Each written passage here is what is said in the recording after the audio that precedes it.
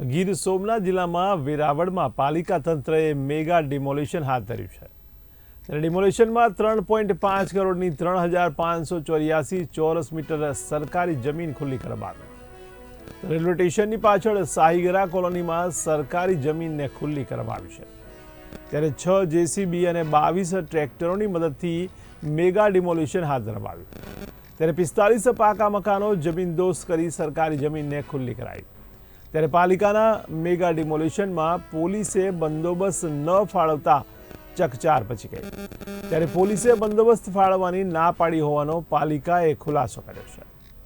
તો મહત્વના સમાચાર કહી શકાય ગીર સોમનાથથી. ત્યારે ગીર સોમનાથમાં સરકારી જમીનને ખુલ્લી કરવામાં આવી. ત્યારે વેરાવળમાં પાલિકા તંત્રએ મેગા ડિમોલિશન હાથ ધર્યું. આ ડિમોલિશનમાં 3.5 કરોડની 3584 ચોરસ મીટર સરકારી જમીનને ખુલ્લી કરવામાં આવી. તો રેલવે સ્ટેશનની પાછળ સાહીગરા કોલોનીમાં સરકારી જમીનને ખુલ્લી કરાઈ. 6 જેસીબી અને 22 ટ્રેક્ટરની મદદથી મેગા ડિમોલિશન હાથ ધરવામાં આવ્યું. ત્યારે 45 પાકા મકાનો જમીનદોસ્ત કરી સરકારી જમીન ખુલ્લી કરાઈ. ત્યારે પાલિકાના મેગા ડિમોલિશનમાં પોલીસે બંદોબસ્ત ન ફાળવતા ચકચાર મચી ગઈ. ત્યારે પોલીસે બંદોબસ્ત ફાળવવાની ના પાડી હોવાનો પાલિકાએ ખુલાસો કર્યો છે.